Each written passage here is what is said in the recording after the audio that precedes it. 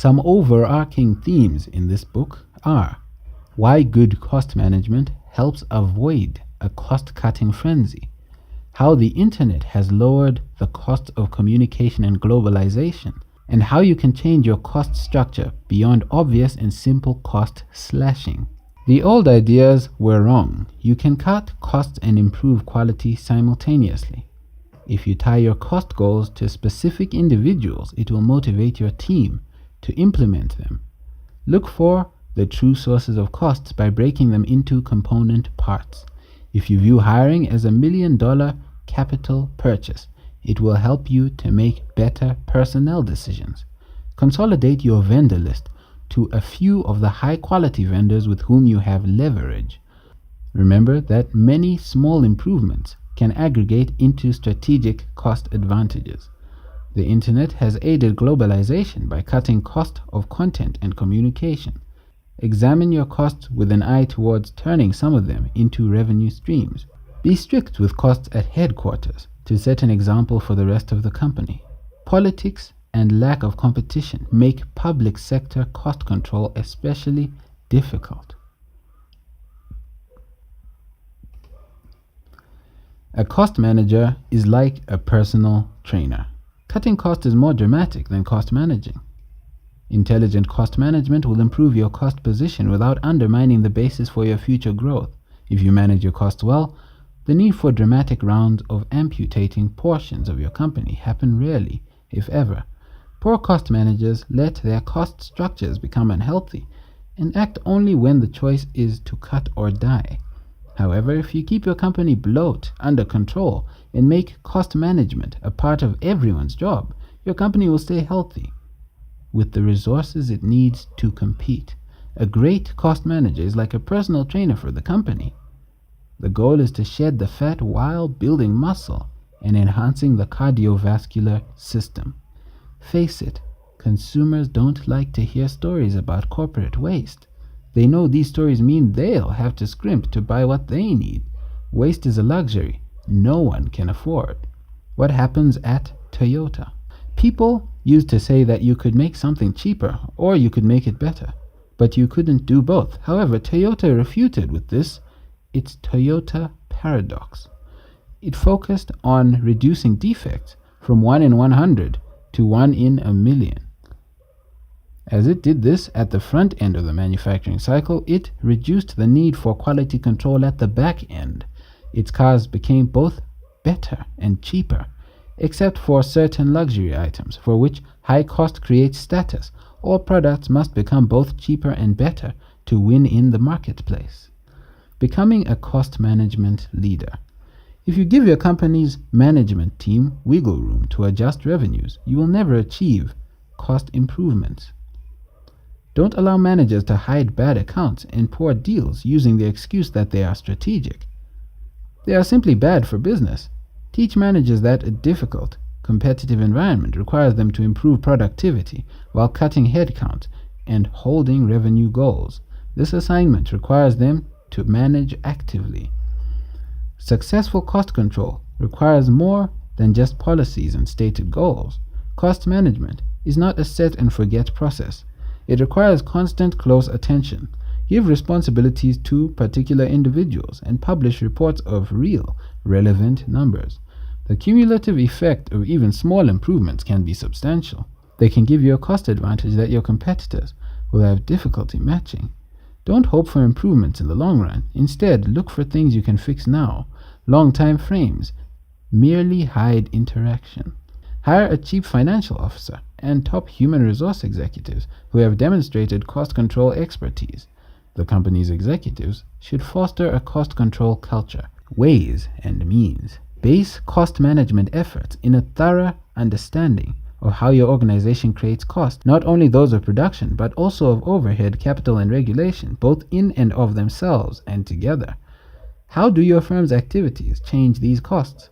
Once you understand your costs and how they interact with each other, create a tight yet complete list of management accounts and use it to make projections. The list will keep your focus where it should be to make a large, speedy impact on your cost structure. Do not simply accept costs as managers present them to you. Break them down to see their components. You may find some that you can cut. Map the details against customer segments to make connections that may have been invisible when you viewed your costs in general. Be clear about which costs are structural and which are operational. Never think of cost in terms of your profit and loss statement or depreciation on your balance sheet. By the time depreciation costs show up on your balance sheet, you're too late. Instead, think in terms of true cash cost. Stop spending before it occurs. Consider shortening business cycles to eliminate meetings and unnecessary revisions, compress development cycles, and streamline decision-making. Excess complexity in your products, processes, and methods burns money needlessly. Push for simplicity. Build quality into the product to reduce the need for inspections, fixing manufacturing mistakes, service calls, and product recalls. Analyzing your competitors' costs is difficult and requires you to make a lot of assumptions, but this exercise can help you see your own position in a market more clearly. Cutting staff. The cost of people is among the most difficult to manage. While the US and UK have fairly flexible workforces, cutting staff in most European countries is nearly impossible. So you must get a firm grip on hiring and compensation from the start.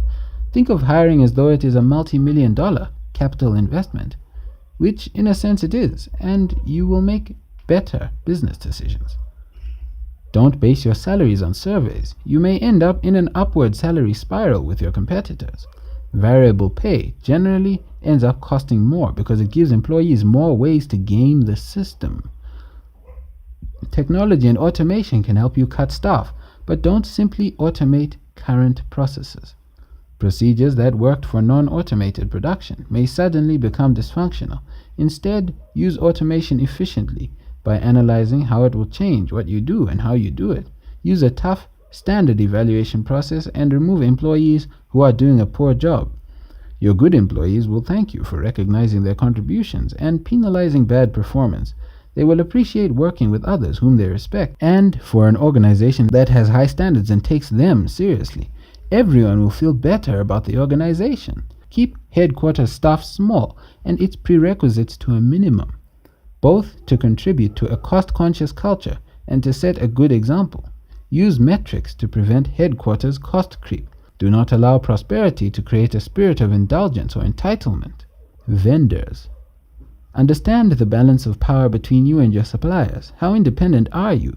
How independent should you be? Reduce dependence on a single supplier by developing other sources or substitute materials. Always have an alternative up your sleeve. Instead of purchasing from a broad list of vendors, give your business to high-quality, dependable suppliers with whom you have some pricing influence. Avoid making contracts whose length is longer than market cycles. Don't allow your vendors to take your business for granted and become complacent. Companies that provide you with valuable services deserve to make money. Although you should, of course, negotiate good prices, these should leave your vendors viable and able to provide the services that you need. Don't automatically assume that outsourcing is a better buy than using in-house employees. Instead, analyze it to determine whether it will truly save you money, keeping in mind the cost of redundancy. Control travel, IT, and marketing costs. However, do not indiscriminately slash marketing, research and development, or other programs that may be easy to cut in the present but will leave you without a pipeline for new products, solid brands, or growth. How long should it take?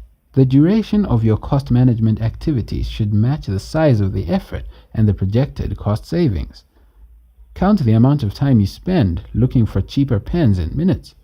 However, restructuring your core vendor list for raw materials may take months. Whatever you do, do not fall into the trap of announcing cost reductions. That will take you years to accomplish and will not even begin for months. No manager wants to get involved in something that may not take place until he or she has rotated to a new assignment. 4 to 6 month programs proceed in these 4 stages of 4 to 6 weeks each. 1. Reality checking.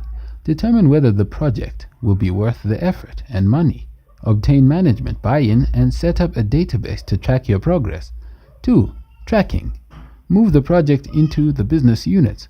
Go for easy wins while figuring out how to crack the tougher nuts. 3. The hard part. Crack the tough nuts and abandon dead-end ideas. Cut staff through attrition. Aim to achieve about half your target savings goals by the end of this period. 4. Consolidate. Tighten up areas where things have slipped and meet unmet goals. You should achieve about 3/4 of your target savings goals by the end of this period, with the rest in clear sight. The Internet, globalization and cost. The Internet has lowered the cost of content, communication, transactions, and personalization. It's enlarged the reach of even one-person firms. Managers can use it to reduce the cost of interacting with suppliers, sell to and serve customer needs, and support employees.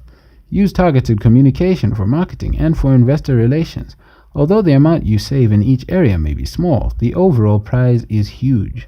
However, the Internet also means that businesses now face competition from around the world. Your competitors may be using global suppliers. Your new competitors may be from Asia. China is the world's new production center, with India providing its information technology support. Look into overseas suppliers of information technology, back-office operations, customer support, marketing, and sales. Consider outsourcing research and development to a few of the millions of engineers in developing countries at a fraction of the salaries you would have to pay at home. Turn costs into revenue. You can turn some costs into sources of revenue. For example, customers may be willing to pay for products and services that you're going to give them for free. IKEA demonstrated that customers will even do some of your labor for you. Consider spinning off current cost centers to create third-party revenue-generating businesses. Strategic cost control will lower the cost of your products and of developing customers, and you'll be able to hold on to more revenue as profit. Reduce costs by changing your competitive situation. As an example, if you have a strong management team, you should consider acquiring one of your competitors or suppliers. As your organization gains expertise in controlling costs, it will be able to engage in strategic pricing activities, bring better products to the market more efficiently, and set up long-term customer contracts, which will remain profitable because you'll have excellent control over your costs.